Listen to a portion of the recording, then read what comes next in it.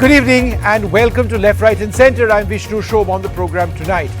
Whatever the name and ability of a person, everybody is the same. We are misled by the illusion of caste superiority. This illusion has to be set aside. What's more, one should practice his or her religion without malice for other faiths. Now, these are important words from the RSS Supremo Mohan Bhagwat at a time when communal tension and caste tensions in our country have affected countless citizens and dominate the political discourse.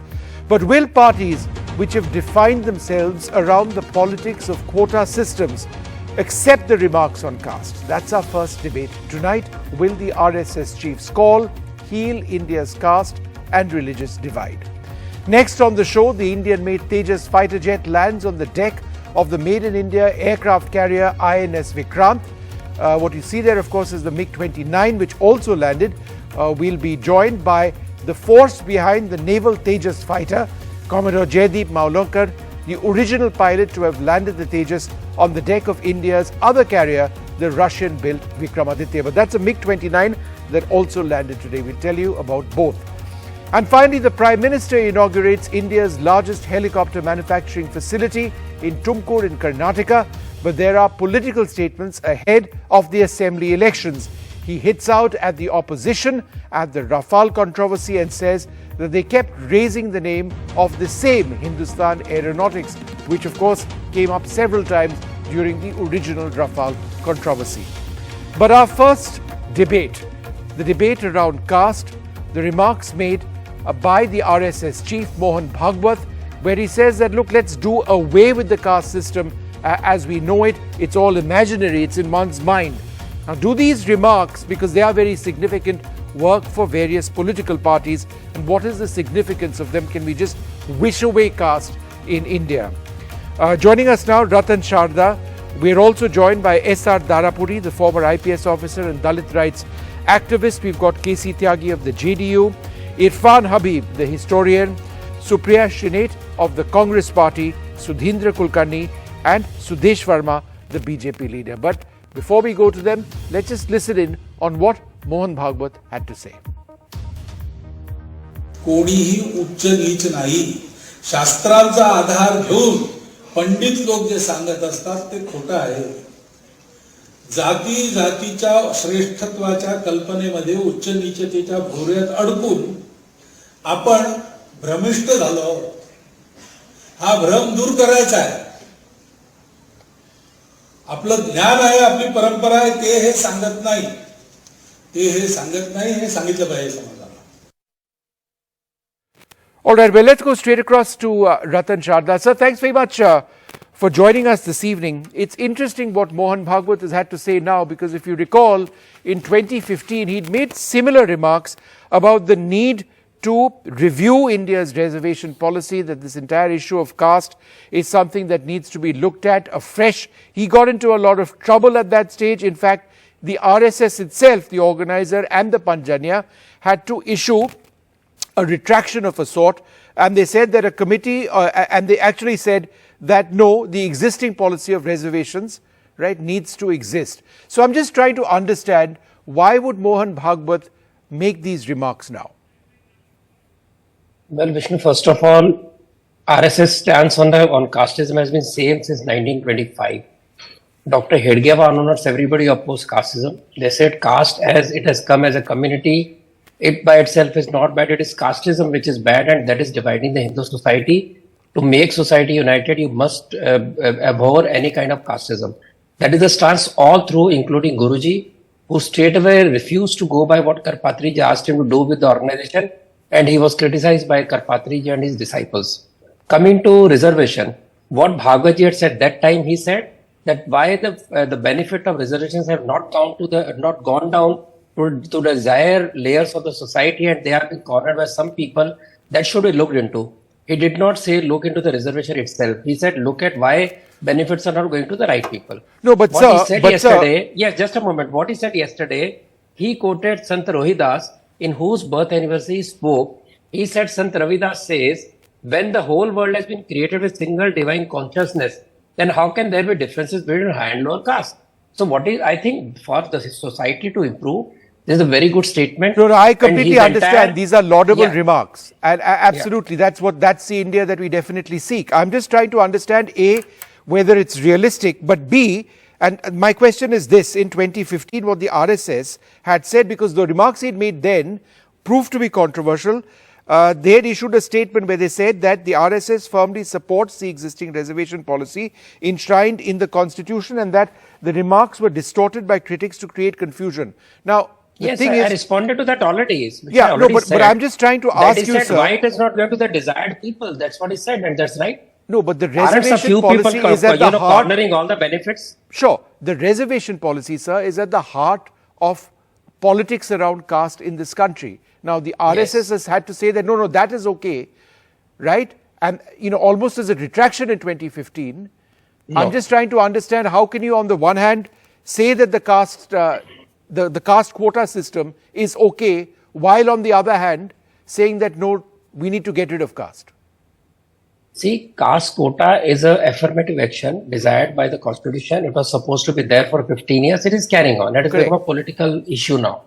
So it is something that nobody would touch. Let me be very frank about it. Sure. But what Mohanji said at that time also was that why the benefits are not going to the right people, why it is only going to the creamy layer. And people have to respond, whether it's BJP government or Congress government or JDS, JDU, whosoever.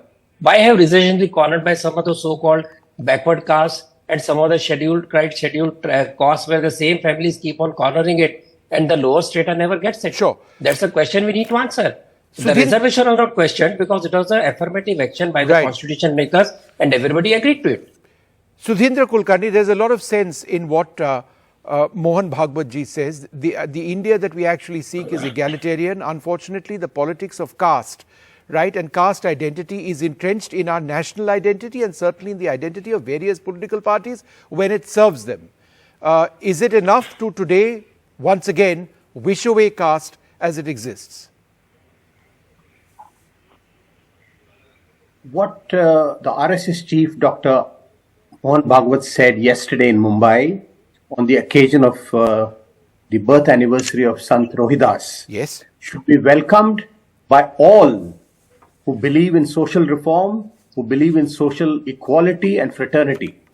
Not only by the followers of the RSS, but even the critics of the RSS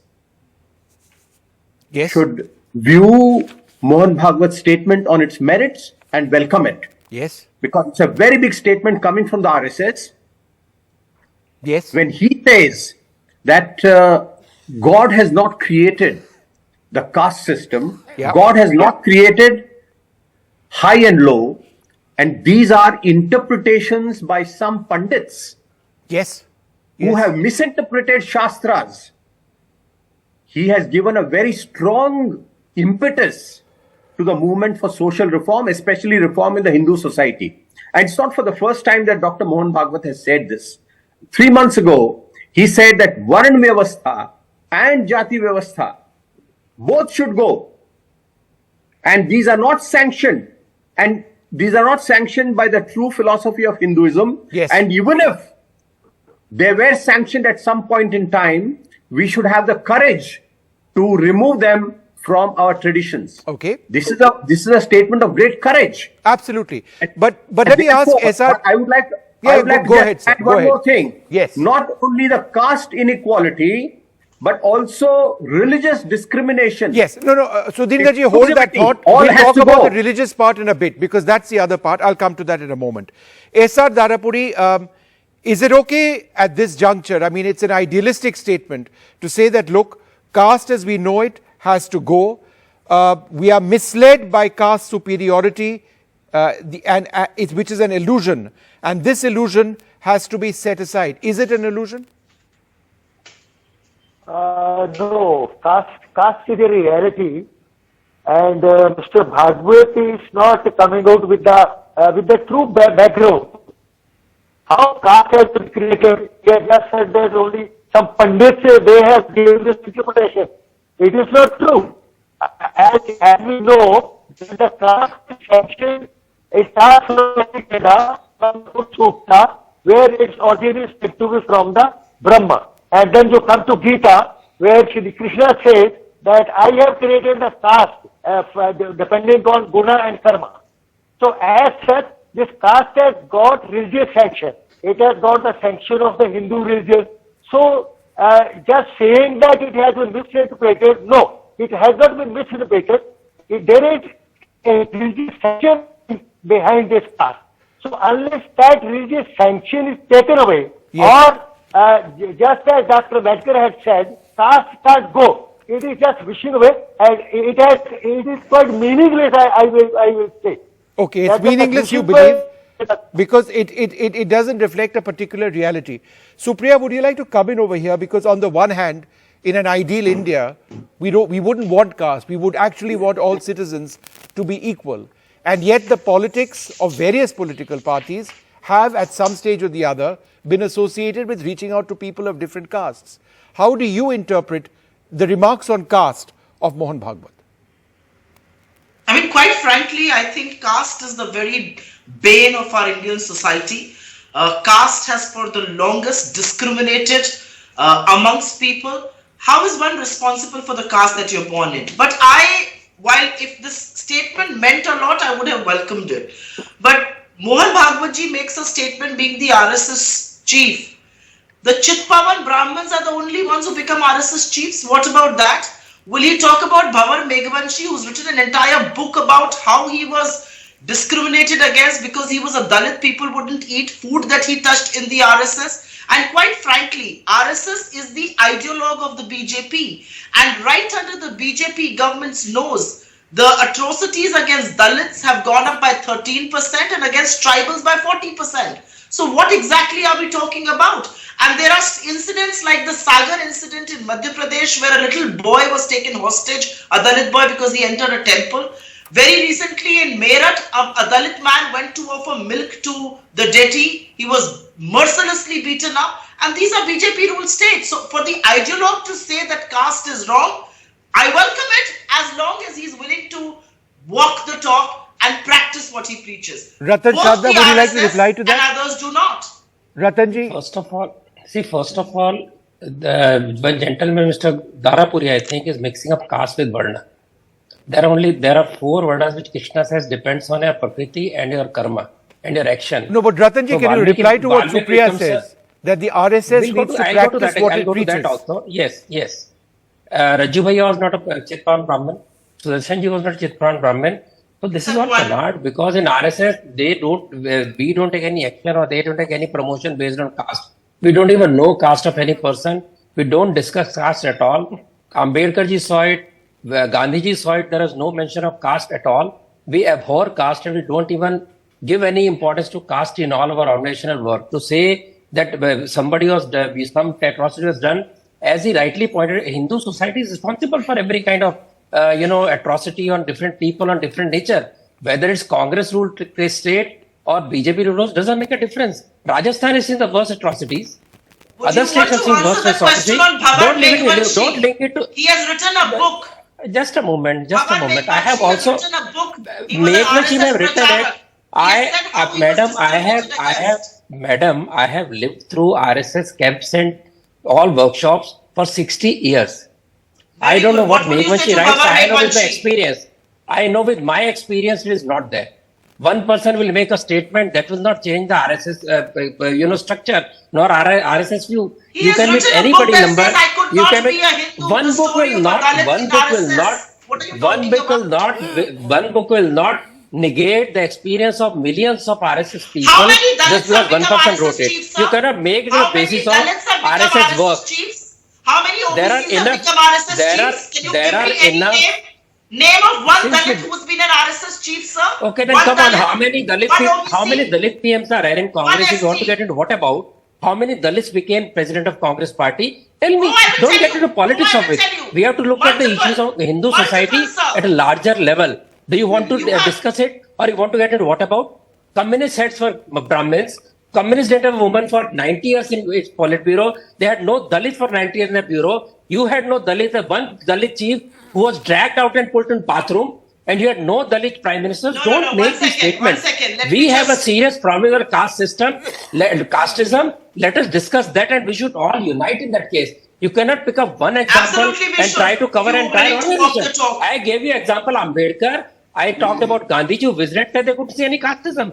I have not seen any casteism. I have not seen one person Okay. whose food All was right. not taken by anybody. Okay. I have gone to Dalit We houses. I have gone to we've every had house. 5 I have Congress not seen it presidents anywhere. for Dalits. So you cannot We've make had one 5 example Congress and chief don't ministers talk who about were Dalits. atrocity in Get over Rajasthan. it. Ratanji, Or atrocity in Bihar. Ratanji, This is taking us nowhere. Ratanji, we take your point. Supriya just Can you makes name one one? point, and that there were 5 Congress presidents, who came from a Dalit background. Can RSS name one I talked chief about who's been Marxist Dalit or OBC? Okay, Not let's one. move to the other point. Not One sec. one. I've got my other panelists. Supriya, let's just go across to my other panelists as well. Mr. K.C. Tyagi, I want to focus on the other part of what Mohan Bhagwat ji said. And I think this is significant in the present context. He says, and I quote, "One should practice his or her religion without malice for other faiths." Do you welcome this statement at a time, when we are seeing so much of violence on communal lines? Is this a signal to temper down communal violence in our country? Tyagi ji बताइए। 2015 में जब बिहार में जी 2015 में जब बिहार में चुनाव हो रहा था, उस समय मोहन भागवत जी ने पटना में जाकर के बयान दिया था कि अब समय आ गया है जब संविधान की समीक्षा की जानी चाहिए, पर्टिकुलरली द रिजर्वेशन पॉलिसी। नहीं त्यागी जी, मैं रिजर्वेशन के बारे में आपसे नहीं पूछ रहा हूं त्यागी जी, क्योंकि उन्होंने 2 चीज बताया है।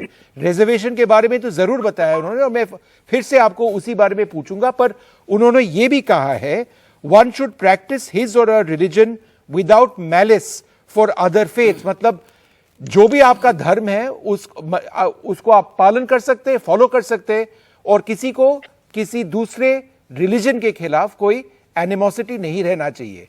आप इस स्टेटमेंट को वेलकम करते हैं, क्योंकि जिस टाइप के कम्युनल हिंसा हमारे देश में अब हो रहा है, ये एक सिग्नल है कि ये नहीं चलेगा, इसको कम करना चाहिए, इसको बंद करना चाहिए। सोम जी, सबसे महत्वपूर्ण सवाल जो है वो रिजर्वेशन पॉलिसी का ही था। आपने मेरे सवाल को पूरा सुना नहीं। उसमें भारतीय जनता पार्टी की करारी हार हुई।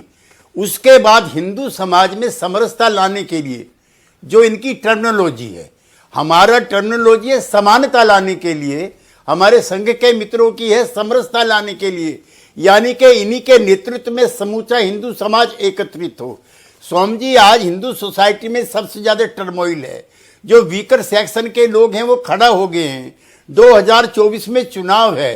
देश की सभी पॉलिटिकल पार्टीज ने, जो नीतीश कुमार ने बिहार में जातिगत जनगणना का शुरू किया है, उसको लेके कांग्रेस पार्टी, डीएमके, अन्ना DMK, NCP, Samajwadi party, Bahujan Samaj party, Akali Dal, देश की कोई पॉलिटिकल पार्टी नहीं है जिसने जातिगत जनगणना का विरोध किया। और 3 दिन से जी केशव प्रसाद मौर्य ने उत्तर प्रदेश में जो डिप्टी सीएम है, उन्होंने कहा जातिगत जनगणना होनी चाहिए। सुशील मोदी कह रहे हैं। तो जो हिंदू समाज के अंदर जो डिवीजन पैदा हो रहा है, वो संघ के भी हमारे मित्र लोग और भारतीय जनता पार्टी के भी उससे भयभीत रहते हैं। ये बयान उसी का नतीजा है। और ये बयान जो है जी, ये तुलसीदास की एंटीथेसिस है। तुलसीदास कहते हैं रामायण में, ढोल गंवार शूद्र पशु नारी। और ये क्या कहते हैं जो संत रविदास हैं, ये कहते हैं ब्राह्मण मत पूजिए जो होवे गुणहीन, यानी कि ब्राह्मण अगर गुणहीन है तो उसको मत पूजिए, पूजिए चरण चंडाल के जो होने गुण प्रवीण। शूद्र के पास भी अगर ज्ञान है तो उसको भी पूजिए। तो भागवत जी ने तो एक नई थ्योरी और दे दी, that he was against Tulsidas also. क्योंकि तुलसीदास जो हैं, उन्होंने तो मैं जो अभी कोट किया, और उन्होंने ये भी कहा है कि ये रविदास जो हैं वो तुलसीदास और सूरदास से भी ऊंचे। ओके तो ऑलराइट। इसमें कई तरह की कंट्रोवर्सी पैदा हो गई हैं। एंड लास्टली अंबेडकर ने कहा है, जिसको आजकल हमारे मित्र कोट करते हैं, जब तक जाति प्रथा का विनाश नहीं हो जाता, समता, न्याय और भाईचारे की शासन व्यवस्था कायम नहीं हो सकती। तो जो हिंदू सोसाइटी में टर्मोइल आया है, उसको भावी खतरों को जानते हुए शूद्रों, दलितों के और पिछड़ों के हाथ में राजनीतिक सत्ता ना आए, उनके सोशो इकोनॉमिक एम्पावरमेंट ना हो। और लास्टली सोम जी, जो शारदा जी ने कहा है, शारदा जी हम तो पिछड़ों के अंदर अति पिछड़ों की मांग के सबसे बड़े समर्थक हैं। 1978 में कर्पूरी ठाकुर ने किया था, और जो आपकी मित्र पार्टी है, जो आपकी मित्र पार्टी है, उसने जस्टिस रोहिणी कमीशन बनाया हुआ है, जिसमें अति पिछड़ों की संख्या का पता लगना है। उसकी टर्म 13 बार आपने बढ़ाई है, आप तो खुद ही नहीं चाहते। Okay, Ratan ji, would you like to reply to that? Can I make a very small 1 second, Supriya. Ratan ji, would you like to reply to I that? have a time and again said I am not here to defend or talk about BJP. I am here to talk about RSS stance and RSS viewpoint. And when he talks about Tulsidas, who has been inspiration for the entire Hindu society, and no caste wars were ever conducted in the name of Ramcharitmanas or when oppressed on the name of Ramcharitmanas, where Hindus, even in Mauritius, Fiji, etc., lived only because of Ramayana and carried on their wonderful religion. For them to claim that one particular chapai hurts the entire Tulsidas, Ramcharitmanas, does he know? He must be knowing that Ramcharitmanas, Tulsidas was opposed by Brahmins. Sant Gyaneshwar was opposed by Brahmins. So we had problem with our priesthood, and they did create problem. But ultimately, the people who wanted to have no Uch Nich, these people won. Whether Tulsidas or Surdas or Kabirdas, they were revered by everybody. Okay. To keep on harping on political games and political caste system, that is the bane of the society, that because of compulsion of democracy, we all the parties who claim to be actually who are castes claim to be secular. In fact, that is our problem. That's what Mohan Bhagwat also said.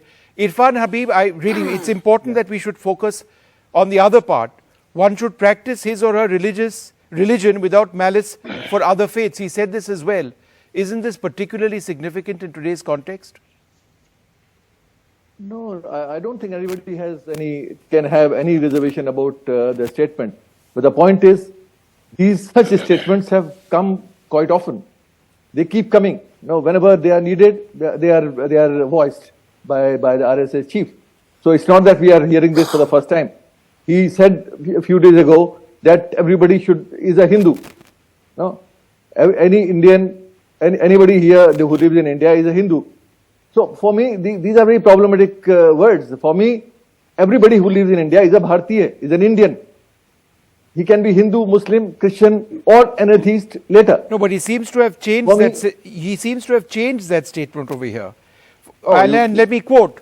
Yeah. Pay attention to all that is happening around you, but don't leave your religion under any circumstances. He's not specified what religion. He's not saying Hinduism. While the manner of conveying the religious messages are different, the messages themselves are one and the same. One should practice his or her religion without malice for other faiths. It seems a very clear statement. He also said that conversion actually is not an issue because everybody is a Hindu. No? So conversion is also not an issue for him. If we take that seriously. But the point is... Yeah, go ahead. The point is, go ahead, Mr. Habib. We'll come back to you in a moment. Supriya, you had a point to make? Talk about... either the BJP agrees... For me being an Indian... Irfan Saab, we lost your audio. We'll come back to you in a second. Go ahead, Supriya. Okay. I just have a very small point to make. Either the BJP and the RSS accept that they have a relationship, one is the ideologue of the other, or they are not. And quite frankly, RSS is the ideologue fountainhead of the BJP. On a day, Bhagwat ji says what he does in Delhi at Jantar Mantar, the heart of India's national capital. We have a call for arms, and we have a call by somebody who was cladded in saffron clothes, saying you should kill Muslims and Christians. The Delhi police has so far not lodged an FIR. The Delhi Commissioner of Police, tagged by many of us, has not acted. In fact, the handle that tweeted this has been penalized and has been issued a show cause notice. Are we here saying that we are spreading brotherhood and affection and bonhomie by calling for arms in Delhi? Okay, so 1 second, let's get a response.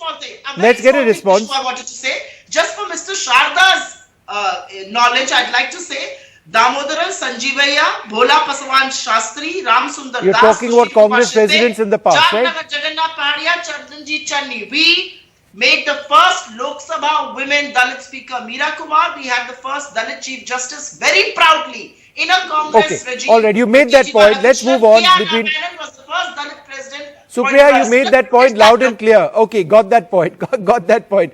Sudesh Verma ji, I think the question that's being asked is, it's one thing for Mohan Bhagwat ji to making these statements that you should practice your own faith, that you should not discriminate one religion versus the other, and that the caste system itself is an illusion, one needs to get rid of it. But between what the RSS says and the BJP does, is there a gap or is it one and the same? Can we expect communal violence in this country, communal statements, malice to end, yes or no? Vishnu, we must see in the context in which the statement has been given. You see, you have started a very good debate, but it is degenerating into a blame game sort of things. It should not be that. We are discussing on a very serious issue. Sure. Constitution is also very clear that we are trying to create an egalitarian society. And the concept of preservation, because certain sexes were deprived. And that is why the Constitution is asking the government to take proactive action, affirmative action, to empower them. And we visualize that a time will come when society would be equal. You see, the context is Ravidas ji's anniversary, isn't it? And if you see his life, then you see that he was the one who was not allowed to take bath in the Ganges, was not allowed to take part in the rituals. And then he had said, he had argued with the Brahmin priest that, you see, the nature does not discriminate. The earth comes and gives the same kind of sun rays to everyone. The same with the air and water. But Sudesh ji, nature does not discriminate. No, but Sudesh ji, I think for people watching this program, people who are concerned about violence in our country, people who have seen the worst riots in the last several years, the question, the key question over here is that if the RSS chief says, let there be no malice between faiths, will that be replicated by political and other forces to ensure that there is communal harmony in India?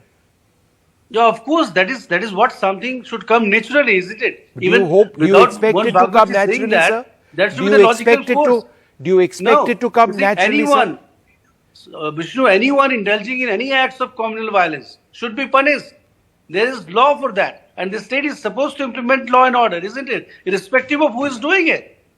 We have to pinpoint them, expose them, and get them punished. This is how the country will run. Do you believe, Sudesh ji, one final question, I did not interfere. Please don't interfere. That the language, Sudesh ji, that we see on social media, the language of hate, of communally targeting one or the other, right, that will also end?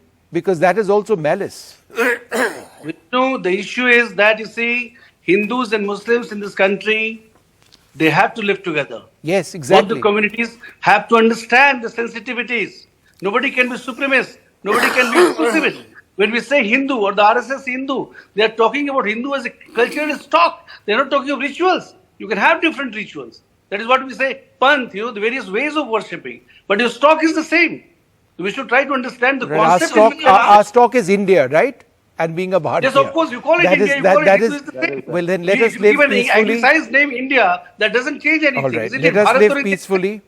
And perhaps when it comes to caste, as I wrap this up, all our political parties perhaps need to embrace some of those ideas. But in our political reality, how does one get rid of caste in the thinking? And how does one get rid of it in terms of quota?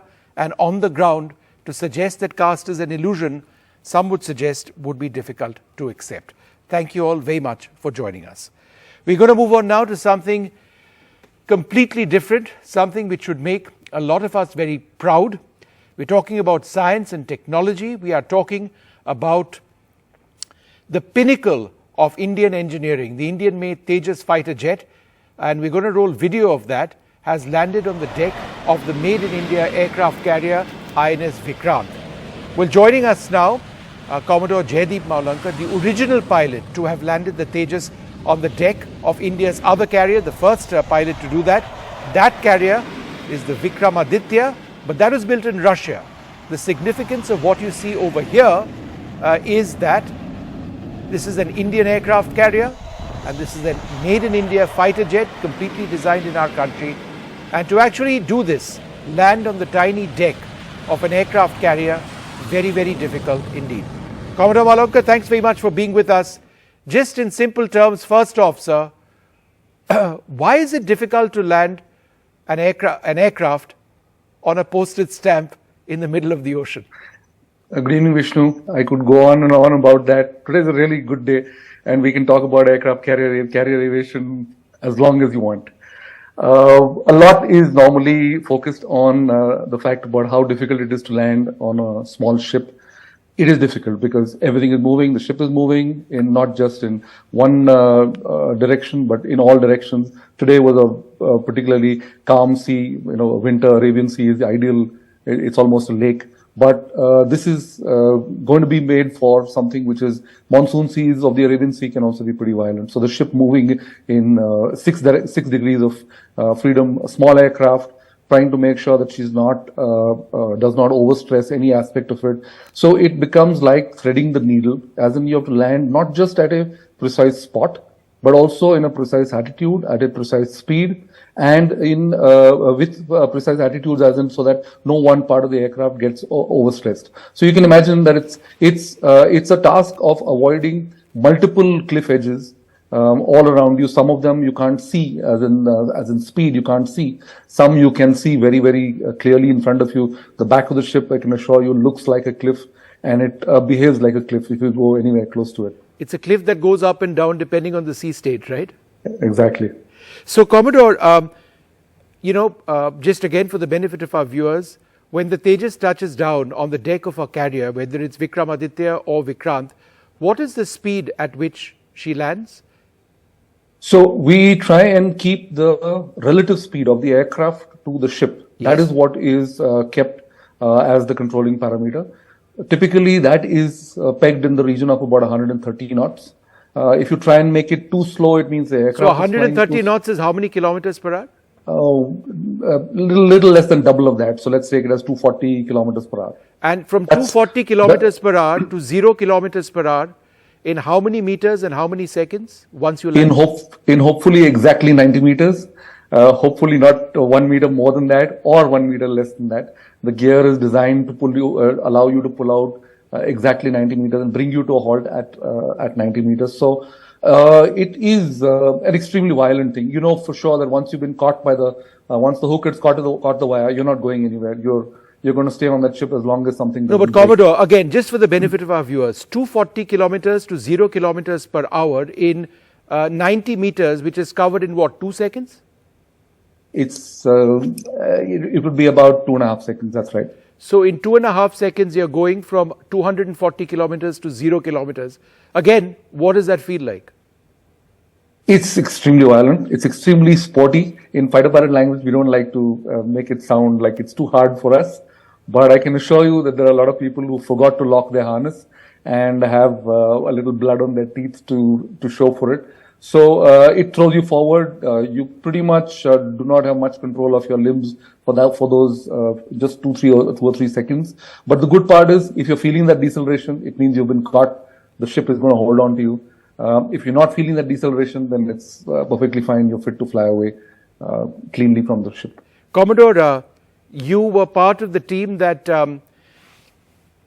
tested, engineered, had heartbreak, had success with that very same plane, right? You've flown that very same plane when it landed on Vikramaditya, and now this is happening. So what does this achievement, this day mean to you? You retired quite recently from the Navy, but what is this, an Indian plane landing on an Indian aircraft carrier, what does that mean to you? This is the visual which the average Indian citizen must absorb and must demand from the whole scientific community, that if this is what you can do, then give us more. This one visual encompasses, the sea, the sky, aircraft, ships, and Indian all across the board. It means, it shows you very, very clearly in very strong visual language, it can be done. Don't listen to anybody who says that it can't be done. How we do it, how long we take to do it, with what quality we do it. Now that is clearly something which is completely up to us in our hands. Depends on how much effort we put in. That is one message which must go in absolutely strong and clear. It really tugs at my heartstrings whenever I walk past some random children's park and I see an HF-24 standing there, such a beautiful looking aircraft, and all those lost years. Now, this message, I hope, is a very powerful, searing message. If you want to do it, it can be done. Don't allow and what anybody you are to tell talking that about, it can't be done. what can be done is this particular Tejas will never be operational on our aircraft carriers. It's a test bed. But the technologies that you've tested and you've certified now can be converted into a twin-engine version of this same fighter, which will be a world beater, because we are now at that level of technology. It's not a story we are making up, it's a fact. It just needs determination and an investment and a belief. Well, while celebrating a specific event like today's event where an aircraft has landed on a ship, one must make sure that you enjoy and celebrate the right aspects of it, which is this is a symbol of what has been achieved, but one must not make light of the mountain that is ahead of us. And therefore, one must not look at technology as been there, done that, achieved it, now I know. That is technical arrogance. In fact, this should actually bring a great degree of humility. Once you've set your foot on the mountain is when you really know how many more steps to go. Like I said, can we get there? There is absolutely no doubt. There should be absolutely no doubt in anybody's mind that we can get there. That it will be done very easily without putting in huge amounts of effort? No. That is something that we should be cautious about. Today is the day to actually say it can be done. Let us now make that serious commitment to the ships, to the aircraft, to integral air power. Let us not dither about conceptual arguments and zero-sum games, etc., etc. Let's be absolutely clear. Our fleet deserves integral air power, and it can be made completely to your specifications, to your desires, and completely in your control. So I love your backdrop, by the way. But a final question to you, simple question. You've spent years and years on the Tejas. What does that little fighter mean to you? I wish it didn't take superhuman effort. I wish our system was more conducive towards R&D, and therefore it shouldn't have to take. I really am hoping for the day when these things are done as a matter of fact, and we don't end up idolizing any particular individual. So for me, yes, personally, it does. I can smell the sweat on that aircraft.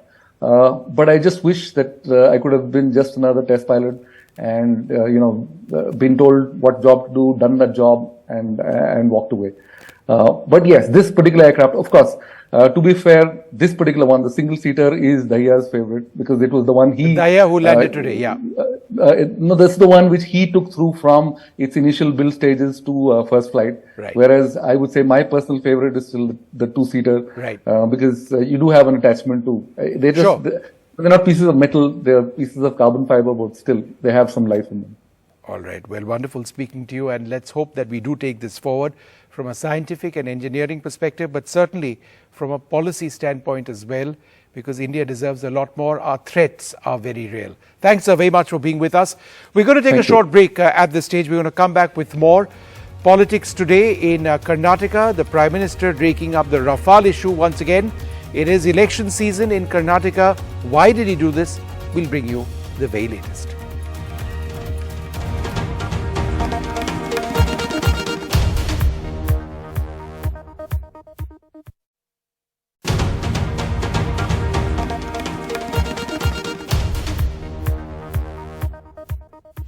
Well, the Prime Minister has been in pole-bound Karnataka. He inaugurated what's being described as India's largest helicopter manufacturing facility in Tumkur in Karnataka. Now, it is a landmark achievement as far as Hindustan Aeronautics is concerned. There will be hundreds, if not thousands, of helicopters which will be manufactured here over the next decade plus. Aerospace in India is booming. That's something the Prime Minister reflected on. But more than that, it was a sharp political attack which comes ahead of the Karnataka elections. That would certainly be creating headlines. The Prime Minister hit out at the opposition. He alluded to the Rafale scam. and he suggested that this is the same Hindustan Aeronautics which the opposition kept bringing up over and over again during the time of the Rafale scam. The Prime Minister said that the opposition kept repeating a lie, senior leaders kept repeating a lie, but ultimately the truth emerged, and that this was the same Hindustan Aeronautics which is now going to be manufacturing all of these helicopters at the state-of-the-art facility. We'll be looking at that very closely, but first a quick look at some of the key quotes, key points made by the Prime Minister. मुझे खुशी है कि आज सैकड़ों ऐसे हथियार और रक्षा उपकरण जो भारत में ही बन रहे हैं, जो हमारी सेनाएं उपयोग कर रही है। आज आधुनिक असॉल्ट राइफल से लेकर टैंक, तोप, नौसेना के लिए aircraft carrier, helicopter, fighter jet, transport aircraft, सब कुछ भारत खुद बना रहा है।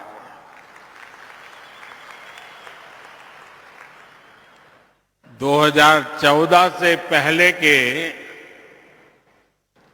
ये आंकड़ा याद रखना, याद रखोगे? 2014 से पहले के 15 सालों में जितना निवेश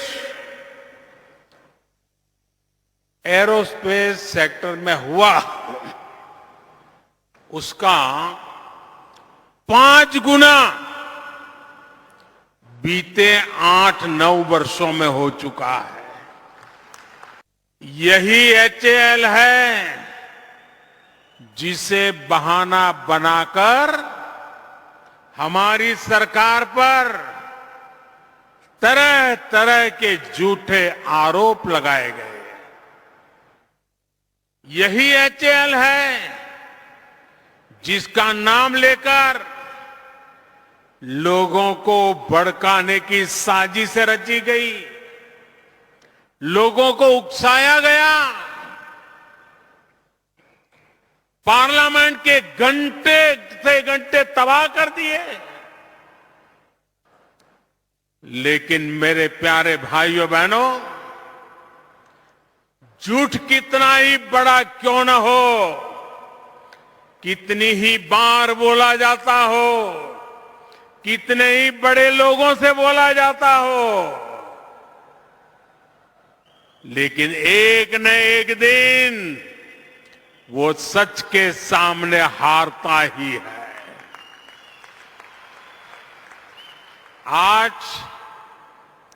HAL की ये हेलीकॉप्टर फैक्ट्री, HAL की बढ़ती ताकत ढेर सारे पुराने झूठों को और झूठे आरोप लगाने वालों का पर्दाफाश कर रही है। Well, joining us now, Aishwarya Mahadev, spokesperson of the Congress Party. We're also joined in a few moments by Pramila Nasargi of the BJP. Aishwarya, the Prime Minister clearly alluding to Rafale, suggesting that, look, this is the same Hindustan Aeronautics, which came up time and again in connection with that entire scam, which was so wrong. There was a lie which was repeated, is what the Prime Minister said. How would you respond?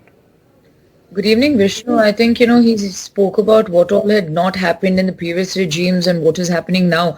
I think what is very clearly happening now is the complete loss of statesmanship, because he's the Prime Minister of this nation that is giving to us a new capability in the defense space, and for him to be statesmanly is something that we expect, but clearly that is far too much to expect out of him rather. And in this idea of HAL, I am from Karnataka, I am from Bangalore. I was also part of not only looking at what happened with the Rafale issue, but also part of the conversation that Mr. Rahul Gandhi had with employees of HAL. Whether he likes it or not, whether he talks about a political ploy or not, in Vishnu, you are far more equipped with this. forget the man hours and whatnot, there was an offset clause which would have allowed for transfer of know-how and technological expertise, which may have helped HAL. And I think that was something that in the Rafale that the Congress had pointed out. Today, the Prime Minister is expected to show far more statesmanly-like qualities by talking about the contributions in the field and congratulate the workers there instead of making it political. If he wants to get into that slugfest of offset hours, looking at Dassault, looking at the sort of communiques that were there, looking at Ambani coming in, then that's a completely different conversation to be had. Because he may believe what is in the public realm or what he tries to tell the public realm is real, Vishnu. But you and I also know that there were different things that disadvantaged HAL at the end of the New Deal being brokered. And yet there was no dissenting verdict when 3 judges ruled against any request to reopen the case, which was the clean chit, if ever there was. Not one dissenting verdict. You know, Vishnu, I'm not going to perjure myself, or I'm not going to put myself in a place of being in contempt of any... No, you aren't being in contempt. I don't think you'll be in contempt for this, but I'm just stating a point. No, the fact of the matter is, Vishnu, I believe today the metric of what is right or wrong is not absolute when it comes to the judiciary, because my party opposes certain verdicts while you also see that the BJP has done it too, whether it's the right of privacy, whether it is Aadhaar, whether it was several other cases that you saw. And I don't think that the judiciary is per se the final realm of what is right and wrong, Sure. But I believe that there was a lot more that lot more than what meets the eye, and the Prime Minister should not have done this today in conversation whatsoever. Pramila Nasargi, would you like to reply? I think the key point that Aishwarya was mentioning is that it wasn't statesman-like for the Prime Minister to rake up an old political controversy at an event like this. It is not like that. You know, knowing fully well that the Supreme Court has given a green sheet, complete. In spite of it, I do not know why Aishwarya is raking up. It's an occasion. All is well in war and love. So also is the election. We have to make use of all our arms, wherever it is. Now it's the election era. And what does it mean? It's our duty to point out to the country, stating, look here, this is the Congress party which raises always false news. They spread false news, fake news. That is their job. No, That but is what Pramila ji, the Aishwarya point has is this. This is a landmark, it's a landmark event because this is India's largest helicopter manufacturing facility. It's one of the largest, if not the largest in Asia. On an occasion like this, which is really a business event, it's an aerospace event for India, did the Prime Minister really need to get into a political speech? I know the elections are there, but was this the occasion to do that? What is wrong in it? Just tell me, is there anything wrong in it? Every public function is meant for it. It is for the public domain. It is for the public use. And he is no other person. He is the Prime Minister and he has every right to come and speak. Whatever has happened in the country, what is the progress that has been done. See, earlier we got But Pramila ji, are you comfortable with making a defense and an aerospace issue into a political subject? Should that really be something that any government should be doing? No, it is not a political issue. It's a progressive issue, developmental issue. We got the right, earlier we got all these things. Now we are doing a helicopter. For whose benefit? No, but he made it a political issue, Pramila ji, when he brought up Rafale. He has not made a political issue. It's a developmental issue. When a developmental No, issue ma'am, comes that's for all clear. consideration. Pramila ji, that's all clear, completely. When he says that this is going to result in an industrial township, it's going to result in thousands of jobs, it's going to improve in exports, Atmanirbharta is important, this is all understood. It did become political when he said, ye wahi hal hai, which the opposition targeted repeatedly during the Rafale issue. That's when it became political, right? No, I just tell you.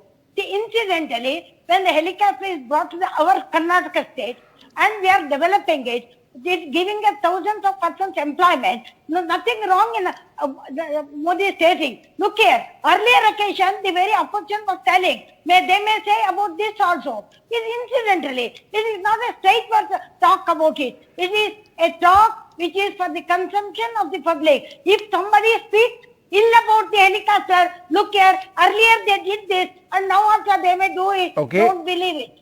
Don't believe it. Aishwarya, respond to that. Pramila ji basically also mentioning what the Prime Minister said about the larger issues.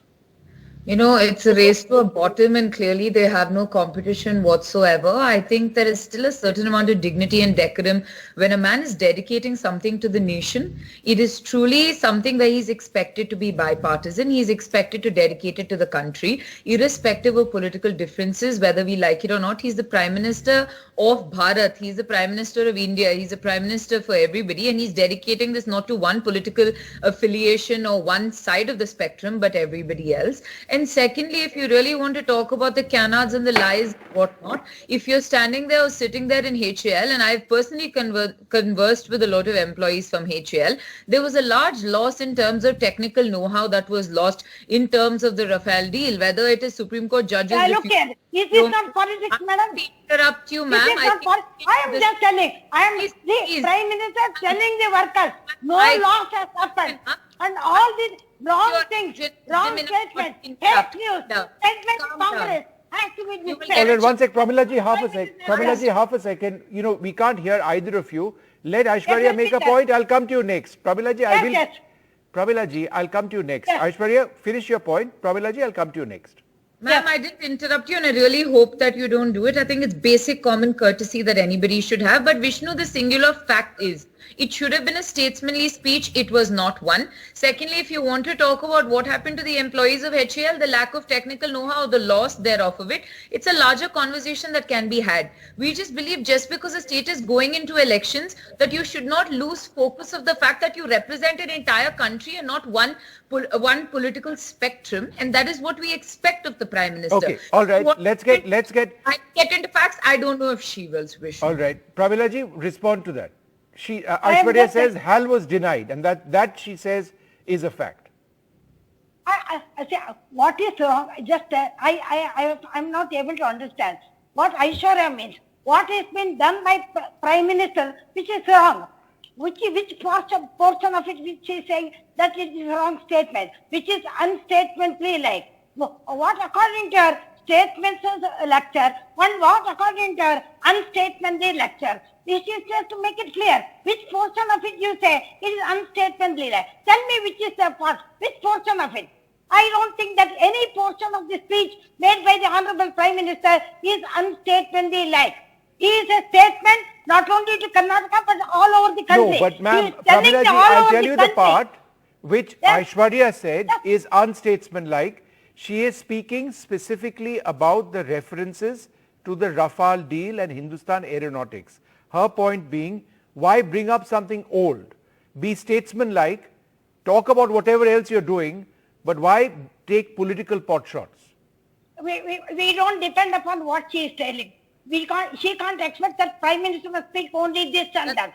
He is Prime Minister and he has a right to speak about whatever has been done to the country. For the development of the country. Okay, all right, ma'am, we are going back and forth on this one point. I think let's talk about Rafale here. Why it should not be spoken? Okay. Just tell me why it should not be spoken. Okay. Tell me one good reason why he must not speak about Rafale. No, but ma'am, nobody says that he shouldn't speak about the rest. Shame on you. Shame on you. You are shameful. You that you sit here with half facts and think you can shout into this screen and think we will keep quiet. Ma'am, I respect you. Shame on. I mean, you can't say you are shameful. How you can say that word? I'm sure you're making... Okay. Let's not get agitated. It's a simple debate. Let's not get agitated, Pramilaji. I don't think it's that big a deal. Let's leave it at that. I'm sure there'll be a lot more in the election campaign going forward.